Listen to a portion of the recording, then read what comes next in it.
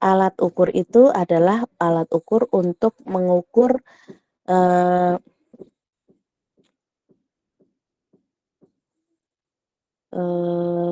ini adalah sebentar ya.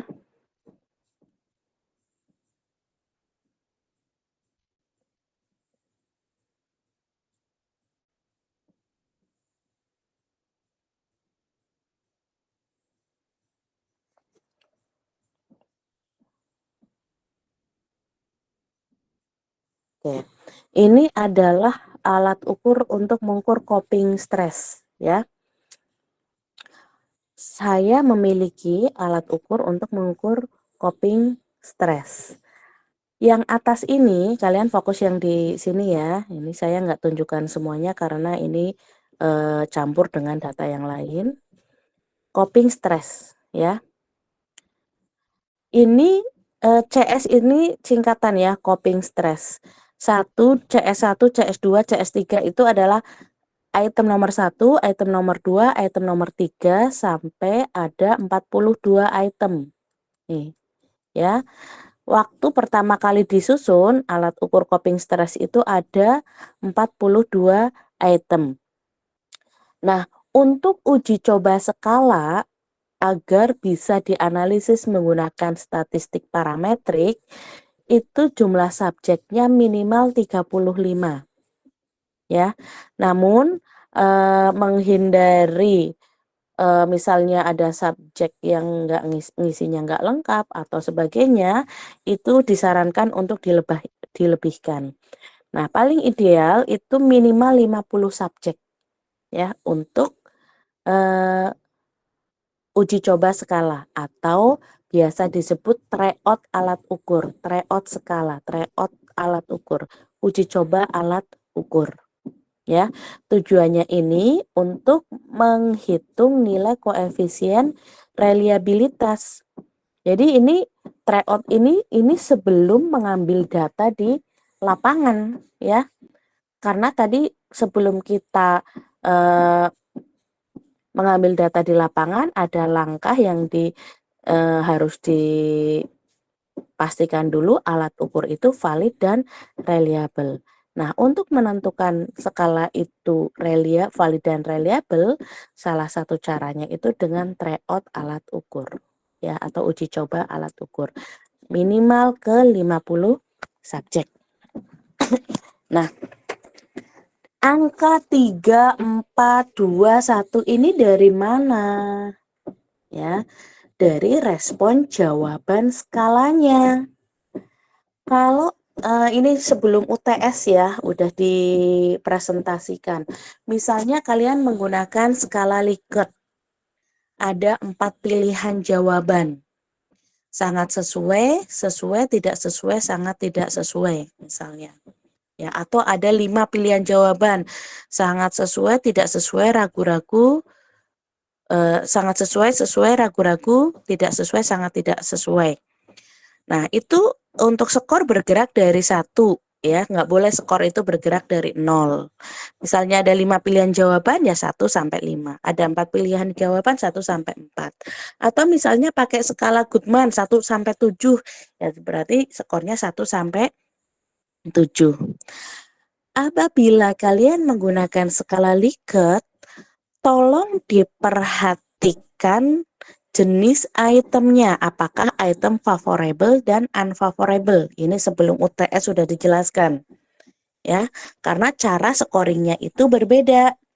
Kalau misalnya item itu unfavorable atau yang mendukung indikator atau yang mendukung aspek, ya, artinya kalau dia menjawab sangat sesuai, skornya 4. Sesuai, skornya 3.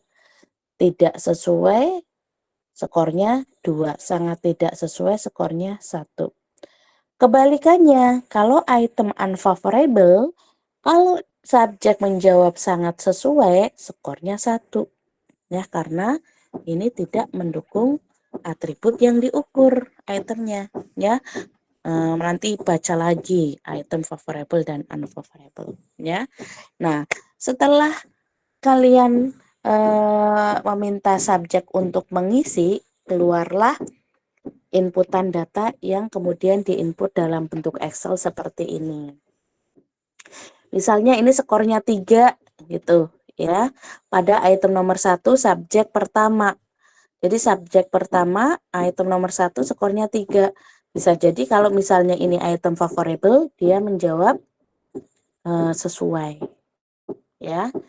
Item nomor 2 subjek pertama ini skornya 2, berarti kalau itemnya favorable berarti dia menjawab tidak sesuai ya, dan seterusnya. Sampai di sini paham ya? Paham, Bu.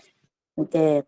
Untuk selanjutnya setelah diinput seperti ini, kalian copy ya sampai 20 sampai 42 item dan 50 subjeknya.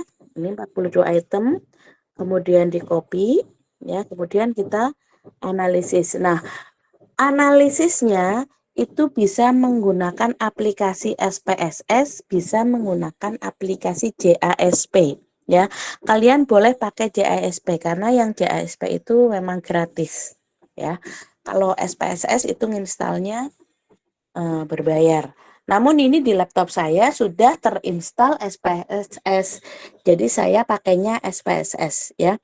Nanti kalau untuk tutorialnya di YouTube banyak sekali cara menganalisis reliabilitas skala gitu ya, skala psikologi menggunakan SPSS atau menggunakan JASP, itu nanti langkah-langkahnya keluar ya. Yang saya akan praktekkan di sini analisis menggunakan SPSS. Nah, ini di data view, ini kebetulan sudah saya copy ya, sudah saya copy paste. Nih ya, datanya ini. Ini kalau misal mau menghilangkan desimal ya bisa aja, ini desimalnya 2 di sini dibuang biar tidak mengganggu ya, tapi ya sama aja. Terus di bagian measure ini ganti pilih yang skala ya, yang scale ya, karena ini berupa skala. Oke, nih ini contoh ya. Nah, setelah di copy, kemudian klik analyze, scale ya, reliability analysis. Ini diklik. Nah, ini ini saya cancel dulu. Oke. Analisis. Terus kemudian scale reliability analysis. Ini pindah sini dulu. Nah, hasilnya ini seperti ini ya. Ada di sebelah kiri semuanya. Terus kemudian di blok aja, di Ctrl A, terus pindah ke sebelah kanan semua. Ya. Setelah itu klik statistik, pilih item, pilih scale if item deleted. Ya, di sini. Kemudian klik continue. Nah, modelnya tadi kan banyak ya, modelnya ada alpha, ada Speildhaft, ada Goodman, ada paralel. Kita pilih yang alpha ya, di alpha Cronbach. Terus kemudian klik OK. Nah, ini muncul hasil analisisnya. Ini subjeknya, N adalah subjek, ada 50. Ini itemnya tadi jumlahnya 42. Nah, Cronbach alpha ini itu nilai koefisien reliabilitasnya. Ini berarti alat ukur ini nilai koefisien reliabilitasnya 0,889 ya. Tapi kan di sini kita tujuannya bukan hanya melihat nilai koefisien reliabilitas, tapi juga untuk melihat item yang valid dan item yang tidak valid ya, item yang layak dan tidak layak, item yang valid atau item yang gugur. Nah, syarat untuk item yang valid itu nilai diskriminasi item ya, atau nilai daya beda itemnya itu minimal 0,3. Kalau di atas 0,3 itu valid. Kalau di bawah 0,3 itu gugur ya itemnya. Nah, melihatnya ada di kolom corrected item total correlation ini. Ya, nilai item yang di bawah 0,3 itu nanti gugur atau dibuang. Ya, ini contohnya item nomor 1 0,183. Oke, saya jelaskan dulu kenapa kok minimal 0,3 daya beda itemnya atau daya diskriminasi itemnya minimal 0,3. Karena semakin tinggi nilai daya beda artinya semakin bagus item tersebut atau semakin memiliki daya beda yang tinggi dengan item yang lainnya. Kan tadi saya jelaskan bahwa untuk konsistensi internal item nomor 1 dibandingkan ke seluruh item. Item nomor 2 dibandingkan ke seluruh item. Itu prinsip dari konsistensi internal. Jadi item nomor 1 ini di bawah 0,3 dianggap tidak memiliki daya beda yang bagus. Artinya item nomor 1 itu bisa saja hanya mengulang item yang lain atau memiliki arti yang sama dengan item yang lain atau hanya mengulang aja atau tidak memiliki daya beda dengan item yang lain padahal hanya sebenarnya indikator ini udah diukur oleh item yang lain gitu ya. Jadi ini tidak memiliki daya beda. Item yang kurang dari 0,3 itu ada item nomor 1, nomor 7, 8, 12 ya, 15. Oke. Nah, caranya menggugurkan item itu gimana? Klik lagi analyze ya, scale, reliability analysis. Yang di bawah 0,3 itu digugurkan. Item nomor 1. Bantu cek ya nanti yang mungkin saya terlewat. Nomor 1 78 ya, 78 terus kemudian 12 15 12 pindah ke kiri, 15 pindah ke kiri ya. Terus kemudian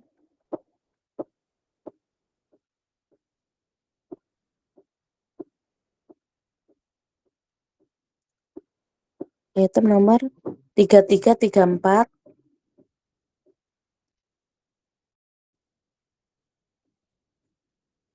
ini 3334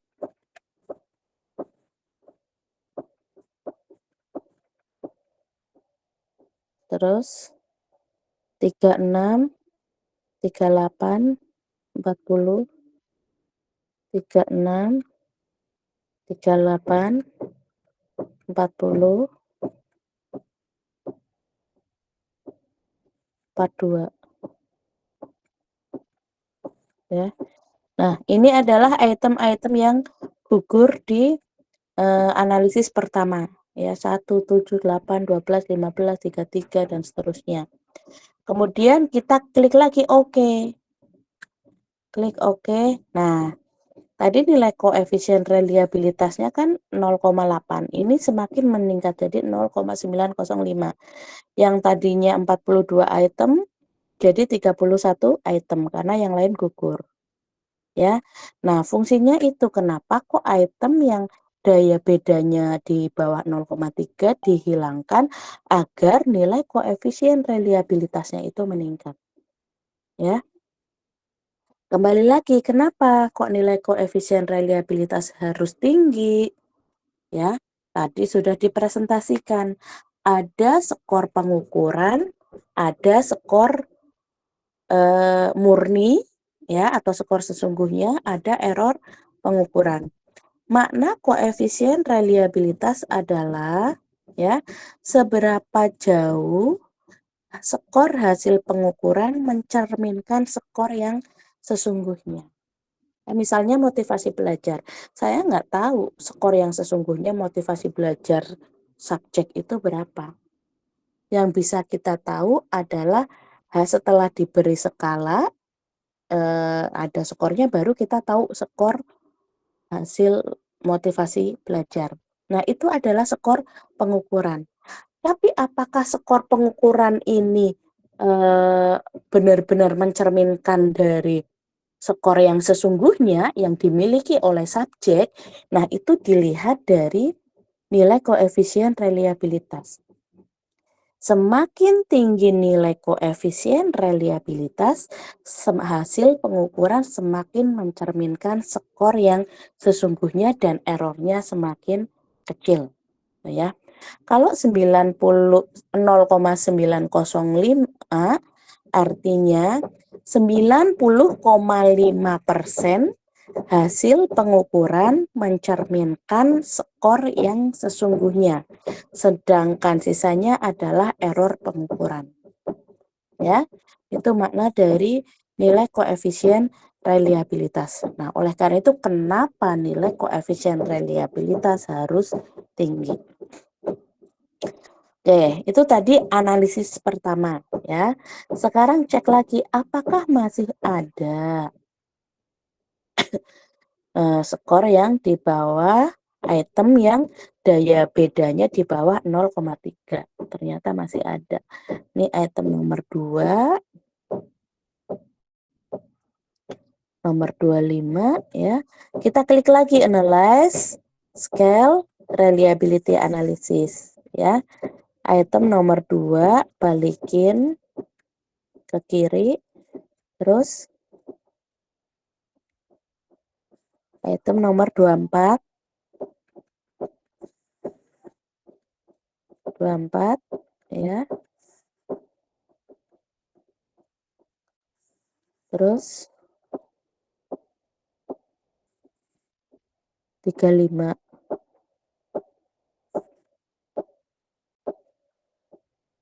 35. Oke, klik oke. Nah, ya, semakin tinggi lagi nilai koefisien reliabilitasnya. Kita cek lagi sampai benar-benar bersih. Kita cek lagi. Ada nomor 17.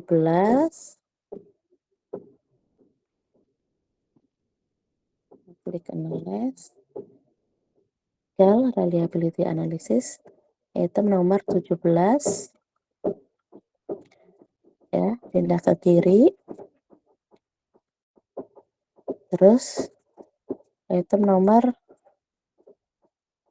35 ya. Oke.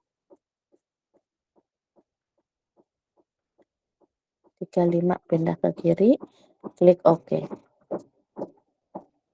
Nah, semakin tinggi nilai koefisien reliabilitasnya. Kita cek lagi. Masih ada enggak? Pada nomor 22. Oke. Klik analyze scale nomor 22 ya. Nomor 22 ini pindah. Ya, oke. Ya. Ini semakin tinggi nilai koefisien reliabilitasnya karena item-item yang tidak valid sudah kita buang. Oke, udah bersih ya. Ini sudah di atas 0,3 semuanya. Nah, nilai koefisien reliabilitasnya 0,911. Artinya 91,1% hasil pengukuran mencerminkan skor murninya atau skor sesungguhnya. Sedang sisanya adalah errornya. Ya, kalau menurut kategorisasi itu ya sangat reliable.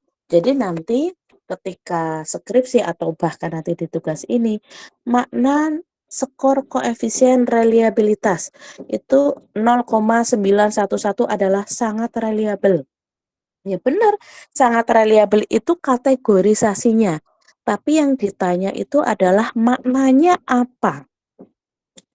Ya, makna nilai koefisien reliabilitas 0,911 itu apa? Maknanya adalah 91,1% hasil pengukuran mencerminkan skor yang sesungguhnya atau skor murninya, sedangkan sisanya adalah errornya.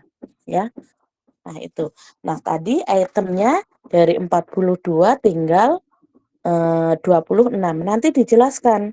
Analisis pertama, item nomor berapa aja yang gugur. Analisis kedua, item nomor berapa aja yang gugur. Dan seterusnya. Terus sampai terakhir ini dijelaskan item yang valid itu nilai daya diskriminasi itemnya bergerak dari 0, berapa sampai 0, berapa. Nilai terkecilnya berapa, terbesarnya berapa. Ya, itu harus dijelaskan. Nah, Bu, gimana kalau banyak yang gugur itu nanti habis dong itemnya.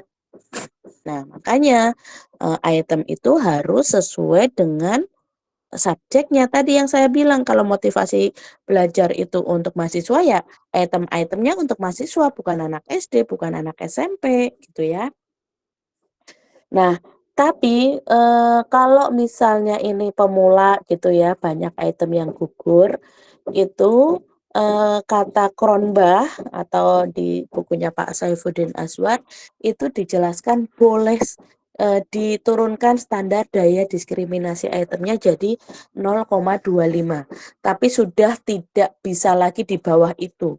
Itu pun jika salah satu aspeknya misalnya skala regulasi emosi ada 5 aspek.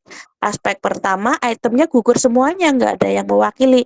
Nah itu boleh nanti daya diskriminasi itemnya minimal 0,25 ya. Tapi kalau masih gugur semuanya ya berarti ya memang itemnya itu jelek-jelek banget. Ya harus diulang buat kalimatnya. Ya,